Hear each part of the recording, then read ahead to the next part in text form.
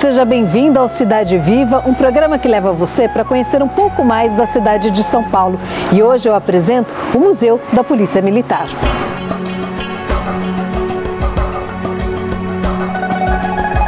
O Museu da Polícia Militar foi criado em 1958. O Coronel Galdino vai nos acompanhar nesse passeio. Por que esse museu foi criado? A Polícia Militar, como nós conhecemos hoje, é muito antiga. É muito mais antiga do que a gente possa imaginar. Quem acha que a gente foi criado há alguns anos, se engana.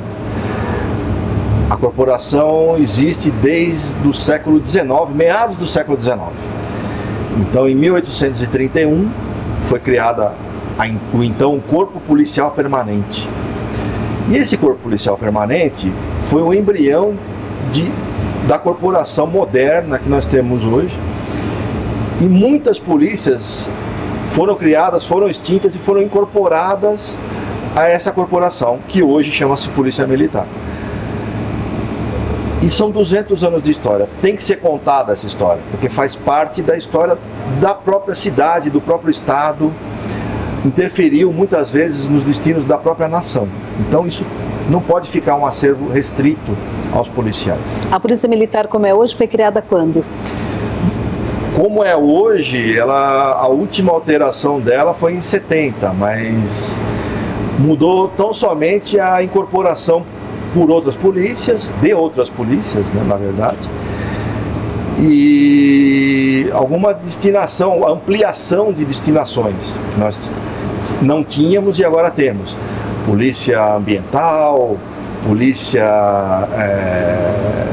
rodoviária, enfim, várias modalidades policiais que nós não tínhamos, hoje nós passamos a ter. E antes de chamar a Polícia Militar, vocês chamavam de Força Pública? Era a Força Pública. A Polícia Militar de hoje teve vários nomes. Começou como Corpo Policial Permanente, depois veio Força Policial, Força Pública, Força Policial de novo, e foi mudando o nome de acordo com alguma destinação que se modificava, ou algum fato político das épocas que foram passando. E o que funcionava nesse prédio? Isso aqui era um hospital, era o Hospital da Força Pública. Foi criado o hospital em 1896 para atender os policiais militares. Segundo consta, esse aqui é o primeiro hospital urbano da cidade de São Paulo. Já existiam outros hospitais, sim, mas eles não ficavam na cidade propriamente. E esse prédio está sendo restaurado? Estamos restaurando o que é possível agora, estamos entrando com um pedido de restauro junto aos órgãos públicos, aos órgãos de conservação, para ampliar essa conservação nossa, para fazer um restauro como se deve. Ele é tombado? Ele é tombado em 3 esferas: federal, estadual e municipal. Então tem que conservar. Tem que ser conservado e é um prédio muito bonito. É um prédio do Ramos de Azevedo. Coronel, essas motos foram todas usadas pela polícia? Foram todas usadas pela Polícia Militar. Aquelas lá do fundo são mais antigas, essas duas são bem mais antigas, né? Uma foi usada em 1969 pelo pelotão de escolta da Polícia Militar, que escolta autoridades, faz segurança também de autoridades no trânsito.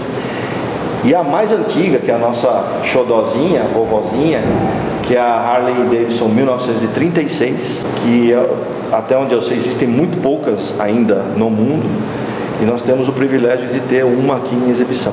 E ela foi usada pela Polícia Militar? Foi usada pela Polícia Militar, pelo pelotão de escolta.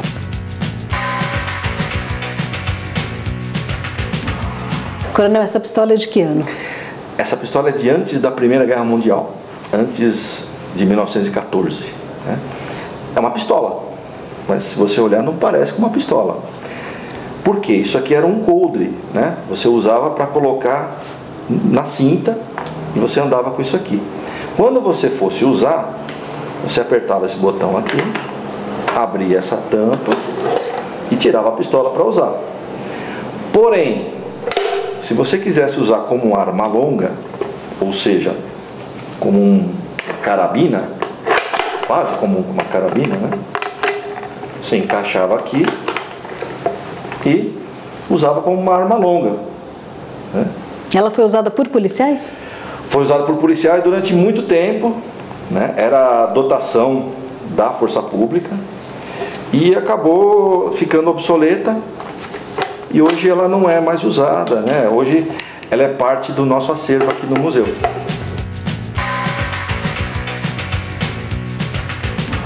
E essa arma aqui?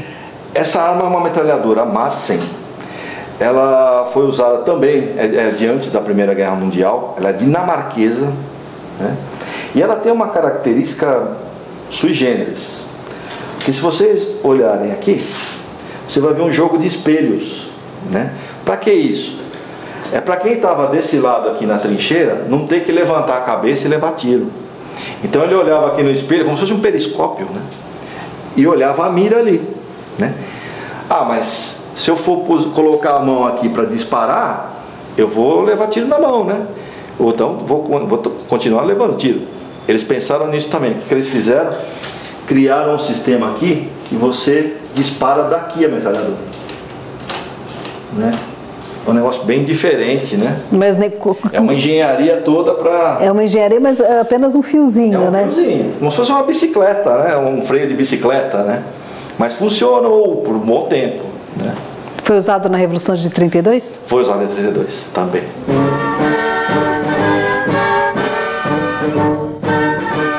Aqui nós temos uma série de condecorações, não estão todas aqui, mas é a maioria, que estão em exposições, são medalhas condecorativas.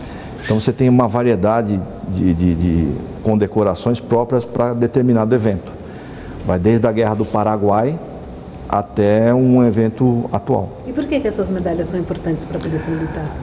Olha, para o policial ser reconhecida é muito importante, né? Eventualmente a gente nem recebe tão bem assim, mas também tem que ser reconhecido. Pelo menos isso, né? Hoje em dia o enfrentamento ao crime é muito forte. Então, eventualmente, quando alguém reconhece o seu trabalho, a pessoa sempre fica satisfeita. E essa é uma forma de materializar o reconhecimento. A corporação está dizendo, você fez um bom trabalho, eu estou premiando você com essa medalha. E ele exibe com orgulho. E ele exibe com orgulho, certamente.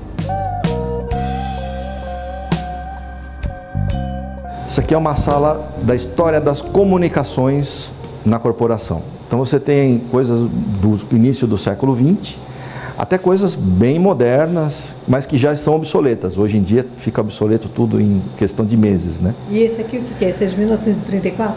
Isso é de 34, é vamos, mal comparando, é o celular da época, vá.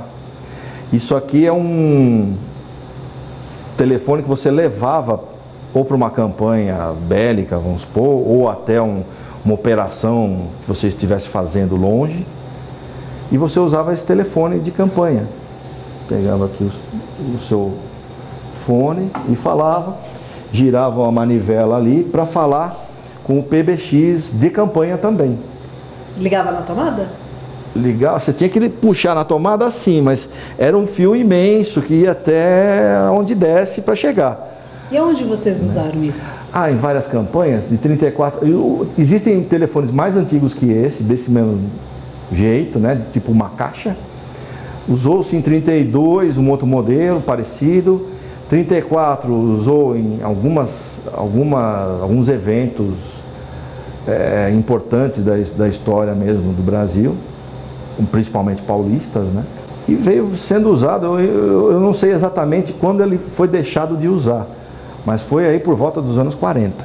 A gente tem aqui um outro telefone. Sim, esse aqui é um telefone a manivela, quase como esse aí, só que não é móvel, né? Ficava pendurado na parede, você vinha com a manivela que está desse lado aqui, tirava do gancho, colocava no ouvido, falava por aqui, girava a manivela e saía não para a pessoa com quem você queria falar, você falava com a telefonista e pedia para ela ligar para você.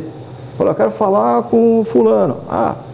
Ela ia lá e na mesa de operações dela, ela fazia o PBX. Isso aqui estava em quartel, isso aqui estava numa unidade da Polícia Militar que atendia, era quem recebia, né? E como as pessoas ligavam para a Polícia Militar para pedir? Existia uma caixa no poste, como a gente vê no desenho animado, né, do Guardabelo. Ela é uma caixa que você abria e o próprio policial ligava, ou alguém do povo, um comércio local que tinha a chave, ia lá, abria e chamava a polícia. Não tinha celular naquela época, né? Em que época que é isso? Anos 10, 15, 20. Tem o telex, isso aqui já é bem mais moderno, né? Já é anos 40. Era uma máquina de escrever, só que se comunicava com outra máquina de escrever dessa. Então você escrevia, saía uma língua toda perfurada aqui, de papel, e a outra pessoa que estava do outro lado recebia a mensagem e começava a datilografar sozinha, né?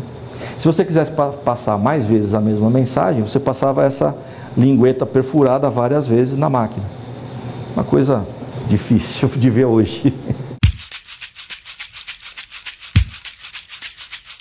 Aqui nós temos um display, vários displays aliás, com insígnias diversas das várias polícias que formaram a Polícia Militar de hoje.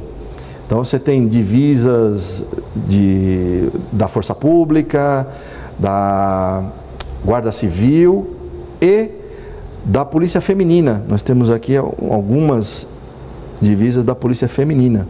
Foi criada como uma polícia, inicialmente da Guarda Civil, mas depois se separou e ficou uma polícia própria delas, Polícia Feminina de São Paulo. É uma polícia só composta por mulheres que faziam muito trabalho policial que às vezes o homem não teria como fazer, então elas entravam e faziam. Então aqui você tem seriam equivalentes às divisas de praça, né, daquela época, dos anos 50, 60, e aqui as divisas de oficiais delas, né, da Polícia Feminina, também da mesma época, só que de oficiais.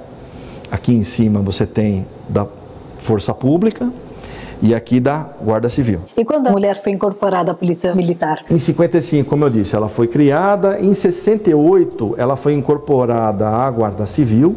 E em 1970, ela foi incorporada à Polícia Militar. Hoje, nem o termo policial feminino mais existe. São todos policiais militares. Depois do intervalo, você vai ver a recuperação de fotos do acervo do Museu da Polícia Militar. O Cidade Viva volta já.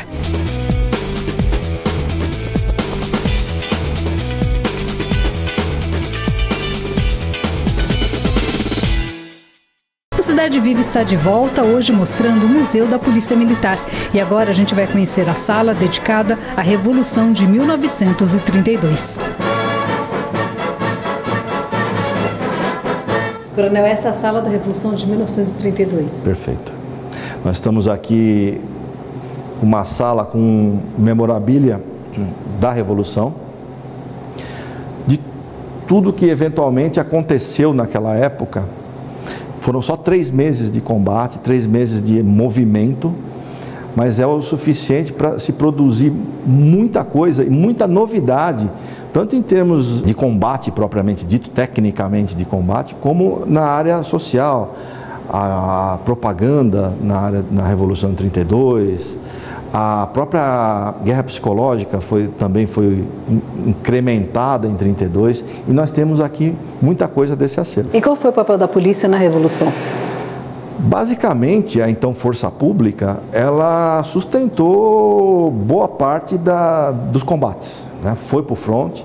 Lógico, nós tivemos os voluntários que foram em massa, acudiram em massa o chamado para restabelecer a Constituição. Mas quem deu a orientação para os combates, a orientação técnica, teve que ser a Força Pública e parcela do Exército que estava aqui em São Paulo, que também aderiu à Revolução de 32. Aqui é a parte de aviação. É a aviação. A aviação em 32 foi muito importante. Esse avião, em 32, a Força Pública já não tinha mais aviação, porque Getúlio Vargas já se antecipou, sabia que poderia acontecer uma revolução, e ele tirou a aviação da Força Pública. E esse avião estava no campo de Marte, na época, o real dele, né, estava no campo de Marte, e foi apreendido pelos revolucionários. E para diferenciar o avião do Getúlio Vargas dos revolucionários, eles pintaram umas faixas brancas no avião. E ali é uma peça de avião? É uma parte do avião que explodiu em combate, e o piloto era esse rapaz aqui que está com a jaqueta de couro nessa foto, chamado Mário Machado Bittencourt. E ele tentou bombardear um cruzador da Marinha, mas foi ele o abatido. Isso aqui é um periscópio de campanha, periscópio de trincheira, na verdade. A pessoa ficava dentro da trincheira e, para não correr o risco de levar tiro, ela observava por esse visor e, através de um jogo de espelho, ele conseguia olhar o que estava acontecendo fora da trincheira. Mais uma vez o IPT inovou, criando uma série de equipamentos, como aquela máscara de gás que a gente está vendo ali. Graças a Deus não houve guerra química, mas eles criaram para as forças revolucionárias de São Paulo as máscaras contra gás, né? Como outro periscópio de trincheira aqui, e uma inovação, por incrível que pareça, na área militar brasileira como um todo, que foi o capacete de aço. O próprio exército brasileiro não tinha capacete de aço. Eles foram criados para as forças revolucionárias combaterem do lado paulista. Então você tem 3 modelos ali. O lado de lá, o francês, o modelo inglês do meio e o modelo paulista próximo da gente. São fuzis da Revolução de 32, modelos muito anteriores, né? Modelo 1908, mas foram muito usados em 32. Esse aparelho é chamado matraca. Ocorreu um determinado momento na Revolução de 32 que a munição estava acabando do lado paulista. E o pessoal não queria transparecer isso para o inimigo ficar onde está. Então o que eles fizeram? Eles criaram esse aparelho de forma tal que, se você girasse essa manivela que você está vendo, ela produzia um barulho de disparo de metralhadora, barulho rítmico de disparo de metralhadora. Quem estava do outro lado não ia pagar para ver. Então eles ficavam quietinhos ali. E ainda ficava do lado desse rapaz com a matraca, ficava alguém com um fuzil. Então, se alguém pusesse a cabeça para fora, ia levar tiro. Mas não ia levar tanto tiro como se fosse uma metralhadora. A Silvia é conservadora do Museu da Polícia Militar e é responsável pelo restauro das fotos. Silvia, onde estavam essas fotos? Bom, na verdade, essas fotos, a gente já tem aqui algum material já catalogado que a gente precisa ver e ter contato com ela de novo, porque o museu ficou fechado durante um período longo. A maioria das doações dessas fotos são ou de colecionadores da história da Força Pública, história da Revolução de 32 e muitas viúvas também que doam acervo, farda e fotografia também aqui para o museu. É um material riquíssimo. Sim, sim. Conta a história da polícia? Conta a história da Polícia Militar, conta a história da Força Pública Nacional e também conta muito a história do Brasil.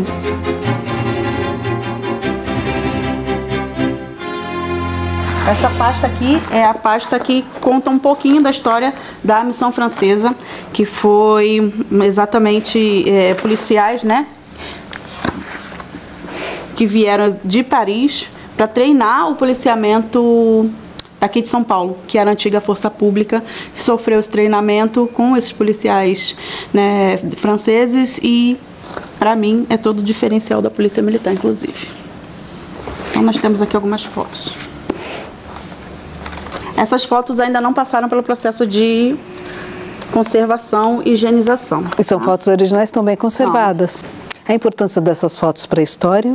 Bom, essas fotos aqui contam não só a investida, né, da Polícia Militar de São Paulo para melhor urbanização da cidade, o controle da cidade, né, e se investir em policiamento, como contam também sobre a história da guerra, que começou em 1914, e também para a história do Brasil, né, toda essa missão que veio de fora para cá.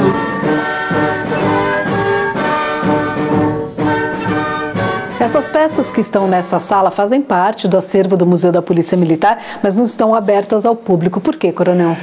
Esse material todo, ele fica aqui na reserva técnica esperando o momento de ser levado para uma exposição.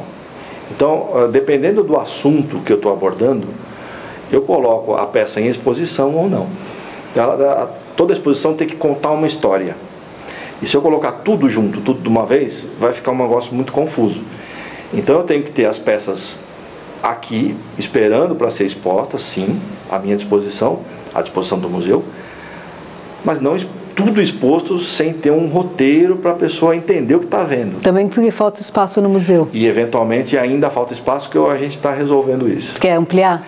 Se Deus quiser, vamos ampliar. E os órgãos de defesa da cultura deixarem.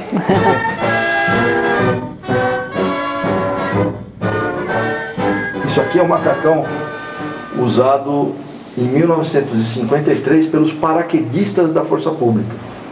Então, naquela época, as estradas não eram tão boas assim, e as pessoas, o paraquedismo ajudou muito a velocidade para se chegar a alguma emergência.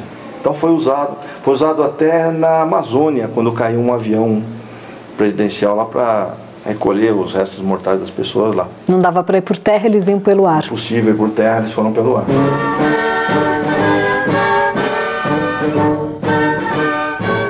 Aqui são várias coberturas, né? Você tem, no final do século XIX, a missão francesa de instrução, que eles mudaram a polícia militar muito forte.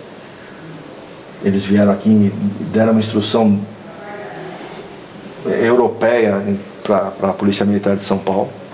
A gente viu uma foto lá no restauro que conta essa história. Eles foram super importantes para a história da polícia? Foi um ponto de virada na ocasião, porque já existia lá todo um processo de educação dentro da Polícia Militar. Mas quando eles chegaram, eles revolucionaram a corporação em termos técnicos, em termos de aproximação com o público, em termos de abordagem de todas as formas. Então, esse ponto de virada da força pública até hoje é reconhecido, e até hoje a gente guarda alguma lembrança dela, porque alguns fardamentos mais clássicos a gente ainda usa. Então é bacana isso, porque a gente preservou muita coisa daquela época que veio sendo trazida até hoje. E por que eles vieram para cá para mudar? Justamente isso. A polícia precisava se profissionalizar. A polícia militar precisava de se adequar aos tempos que estavam chegando. Era o começo do século XX. Eles chegaram aqui em 1906. Então o mundo virou completamente. Do século XIX para o XX, a Revolução Industrial fez o mundo mudar. E a polícia tinha que acompanhar isso. E nós iniciamos esse processo em 1906, parou em 1914 por causa da Primeira Guerra Mundial, que os franceses foram para a Primeira Guerra, voltaram em 19 e ficaram até 1926.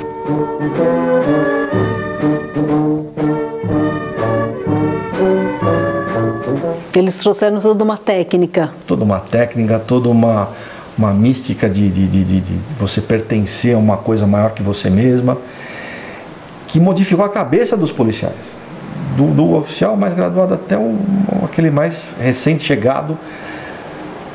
Foi mudando, foi mudando. Inclusive você tem hoje, e se reflete na própria farda.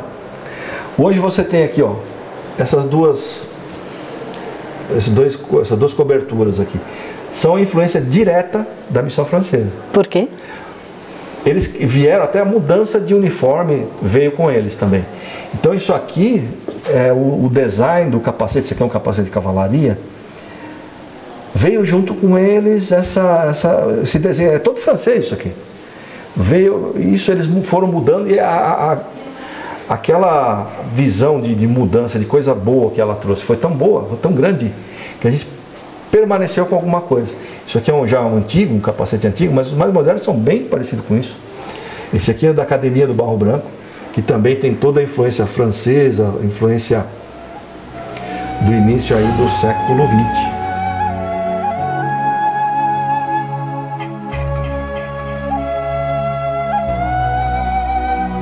Eu espero que você tenha gostado deste Cidade Viva. Obrigada pela companhia e até a próxima. Tchau!